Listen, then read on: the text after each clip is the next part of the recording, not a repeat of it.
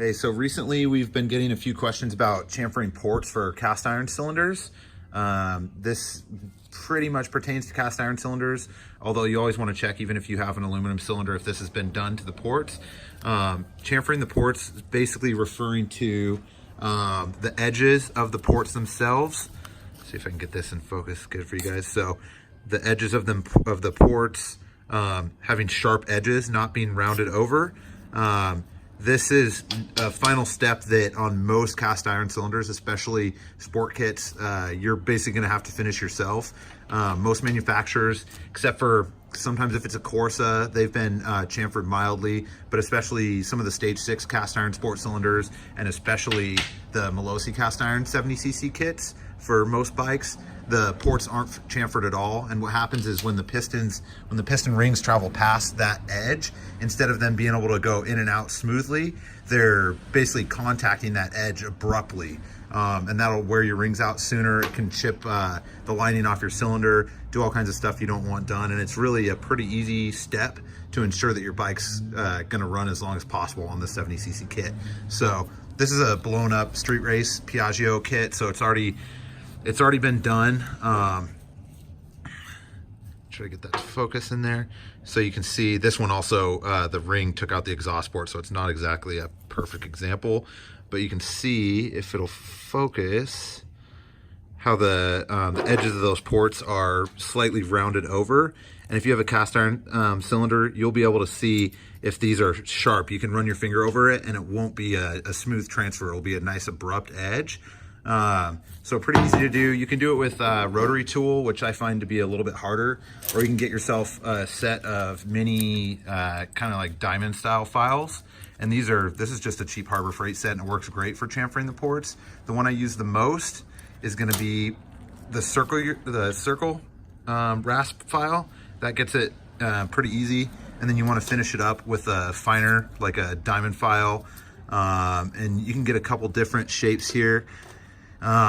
You're never going to really want to use a flat too much. You always want to have a file with like a slight curve to it. The circular ones work really good.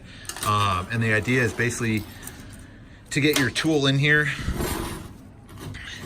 and maintain a nice angle all the way across. So basically what you want to do is just work it slowly across until you get a nice edge to it. And if your files are not super dull, the exhaust port may take a minute or two to get the top and bottom good, and the transfers might take maybe 3 or 4 minutes to get all of them. So the idea basically being that you go all of the top and bottom. You don't have to worry about the sides too much because it's only where the rings are contacting going up and down every stroke. So you want to make sure all your main transfers are done.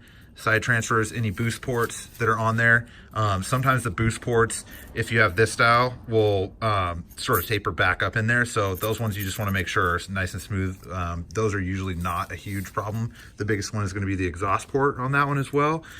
So go around, and I'm just showing you guys quickly, obviously not going to do the whole thing, but you just go around, file those nice and smooth, get in here, file those ones, try to get the corners, and try to maintain an even angle going across the whole way. You don't want valleys and stuff like that.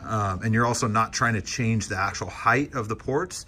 Again, you're just trying to round off the edges. So don't go completely crazy and start maybe pretty hard with some of these smaller files to actually really start to do anything. Also, be a little careful of how you're holding it, because it's pretty easy. If you slip off, then you'll leave a nice scratch on your cylinder, which is not the end of the world, but if you're doing it on a brand new cylinder, it's not a very nice thing to see. So that's about it. I like to go around and do all the top ones first, and then flip it, and then go through and do all the bottoms. So same thing on the bottom, you're just gonna wanna go through, maintain a nice angle. It's really hard to film this one at the same time, but maintaining that nice, like roughly 30-degree angle all the way across. You don't need to get the sides of the exhaust port. You only wanna go to where the radius basically starts to be vertical or in line with the direction of piston travel.